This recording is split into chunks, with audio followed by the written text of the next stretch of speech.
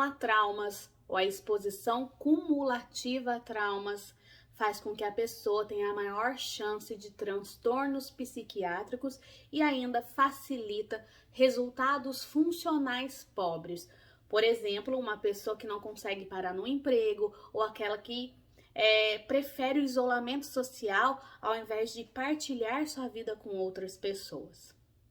Também é importante que a gente saiba que uma pessoa que teve um trauma, seja ele na infância, na fase adulta ou está vivenciando momentos difíceis em sua vida, percebido como um trauma, essa pessoa tem maior risco de utilizar o sistema de saúde, ela tem maior risco de ter vícios e ainda de ter quadros de dores crônicas, como por exemplo a fibromialgia. A gente precisa começar a compreender e a valorizar a dor emocional do outro. Para você que não sabe, a dor emocional ativa áreas do cérebro as mesmas de quando uma pessoa tem um trauma físico. Ou seja, se uma pessoa acabou de quebrar uma perna ou vive realmente um quadro físico angustiante, áreas no cérebro ativadas são as mesmas de quem sofre uma dor emocional. E o que a gente percebe como um trauma emocional? Depende de cada um, depende da percepção de cada um. Um abandono pode ser por alguém que te roubou, pode ser que o relacionamento não vai bem, pode ser um relacionamento abusivo. Tem tantas possibilidades da gente perceber momentos na nossa vida como traumas e rodeiam principalmente as pessoas que a gente mais ama e confia. Ou seja, as nossas dores emocionais, elas sim impactam a nossa vida e a nossa saúde, não só mental, gente, mas física também. Eu já conversei aqui com vocês no canal o quanto uma emoção é um sentimento, né, negativo, relacionado a essas dores emocionais, eles podem aí trazer alterações no nosso sistema imune, no nosso sistema nervoso, levando aí maior chance de adoecimento, maior chance de quadros infecciosos, maior chance de doenças crônicas. Inclusive, existem algumas personalidades, né, alguns tipos de personalidade que tem uma tendência, né, ao adoecimento. Então a gente tem, por exemplo, a personalidade do tipo A, que é aquela personalidade mais explosiva, o dono da razão, que tem maior tendência a ter doença cardiovascular, por exemplo. Então, gente, tudo isso impacta na nossa saúde física e emocional. Outra coisa muito importante que a gente precisa lembrar é que o cérebro, ele não sabe a diferença entre realidade, ou seja, como é que a gente percebe a nossa realidade? Como o cérebro, ele consegue perceber a realidade ao nosso entorno? Através dos nossos sentidos, ou seja, visão, audição, olfato, paladar, tato. Ou seja, se você consegue apoiar em algum lugar, o seu cérebro, ele recebe essas informações, codifica, né? Decodifica essas informações e traduz para o seu cérebro. A visão é um dos principais sistemas aí de você perceber a realidade, né? Então, o que acontece? Por exemplo, se você fechar os seus olhos agora e você for num momento muito drástico da sua vida, por exemplo, você passou por um assalto, foi extremamente traumático para você. Se você fechar os seus olhos e você voltar e buscar na sua mente a memória muito realista, usando todos esses sentidos, você observar o momento, né, todo o ambiente no momento do trauma, se você sentiu o cheiro, conseguir sentir o cheiro do ambiente, tudo isso, você pode ter certeza que você vai ter todas as sensações de como se aquele evento estivesse sendo agora. A gente já conversou aqui também que, para física, por exemplo, Albert Einstein falava que a questão da gente, né, perceber passado e presente e futuro é algo meramente humano que facilitou a organização da nossa vida, mas é uma grande ilusão, né? É uma grande ilusão a questão do passado, presente e futuro. E eu gosto muito de uma frase de Santo Agostinho que ele fala: na verdade, o que nós temos é o presente do passado, o presente do presente e o presente do futuro, e estes estão na alma. Isso significa o quê, gente? Que na verdade, quando você traz para você uma memória do passado, você está revivendo essa memória agora. Então não existe passado. O que existe é um presente, o passado do presente, né? Ou o presente do passado, ou seja, você está vivendo agora aquela situação. A mesma coisa o futuro, você não tem o futuro, né? Isso é uma grande ilusão. O que a gente tem é o presente do futuro. A gente pode imaginar no presente o nosso futuro e assim traçar metas de vida, enfim. A única coisa que nós temos realmente para o nosso cérebro é o agora. E quanto mais consciência a gente tiver disso, mais nós vamos conseguir curar a nossa vida.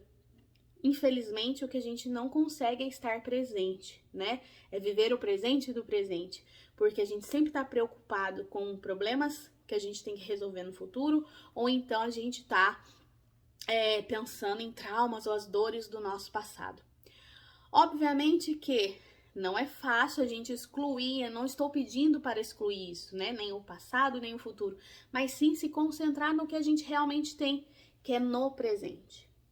E aí você pode me perguntar, mas então, Louise, como é que nós curamos qualquer trauma emocional? E aí a gente precisa entender primeiro que você não vai apagar a memória do trauma, a memória dos eventos, de tudo que você vivenciou na sua vida, e entenda isso com uma grande bênção. Por quê? A memória, gente, é um mecanismo de sobrevivência.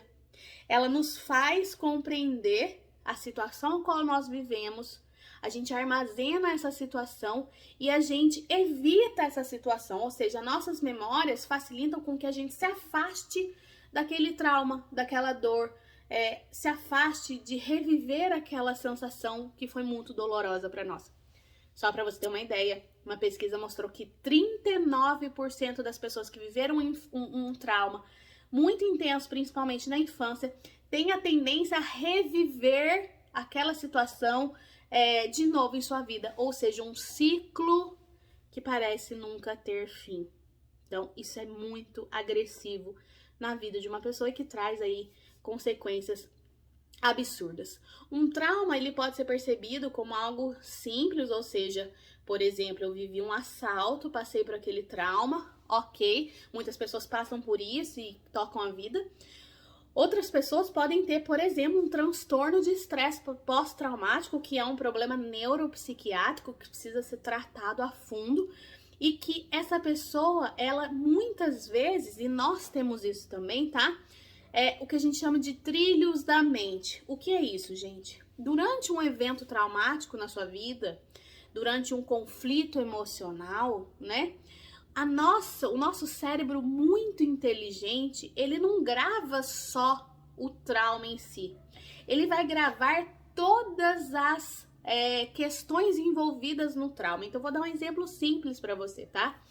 Se uma criança foi mordida por um cachorro e ela ficou traumatizada, o cérebro dessa criança, ele não se preocupa só com o cachorro. Ele vai observar a temperatura do ambiente, quem estava durante aquele momento, vai observar diversos pontos para ele se identificar e socorrer aquela criança ou então afastar aquela criança de uma nova possibilidade de um cachorro mordê-la de novo. Então, vou dar outro exemplo simples, como funciona esse trilho. A criança que foi mordida e é traumatizada com o cachorro, ela tá sentada em frente à casa dela com um pacotinho de biscoito e o pai tá pintando a fachada da casa. De repente, passa o cachorro ou um cachorro que mordeu essa criança, automaticamente a criança revive o trauma e ela, a partir de agora, tem como um trilho da mente, faz parte do conflito, do trauma, o biscoitinho ao qual ela está comendo e também o cheiro da tinta que o pai está pintando a casa. Ou seja, a partir de hoje, se ela consumir o biscoito de novo, pode ser que ela tenha alguns sintomas relacionados ao trauma com o cachorro. Mesmo inconsciente, se esse trauma com o cachorro, ele gerou um pânico, pode ser que a partir de hoje, quando ela sinta o cheiro da tinta que o pai, tava pintando a casa, ela tenha também o pânico. Então, é muito complexo isso que a gente tá falando. Agora, como é que eu posso te ajudar a curar qualquer trauma? A gente já falou aqui que o nosso cérebro não sabe a diferença entre realidade e imaginação. A gente já falou aqui que não existe passado, presente e futuro para o nosso cérebro. Então, eu posso te dar uma dica muito simples. Mas primeiro precisa passar pelo seu querer, né? Todos nós temos um momento de... eu preciso perdoar, eu preciso passar por cima dessa situação com a qual eu vivi. E muitos dizem que cada um tem o seu tempo e que a gente precisa respeitar o tempo do outro. E com certeza isso é preciso. Agora, algo que eu te digo não permaneças por muito tempo em um local, em uma situação que te traz dor. Ou seja, se alguém te abandonou, né?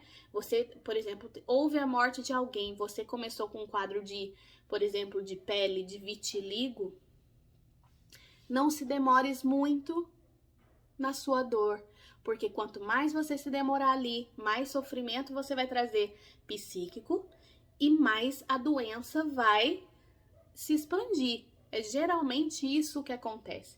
E se a gente cura essa dor o mais rápido possível, todo esse processo, na visão da medicina germânica, é reestruturado e curado. Então, o que você vai fazer? Vamos pensar, então, num momento onde você achou que a sua mãe te abandonou, né?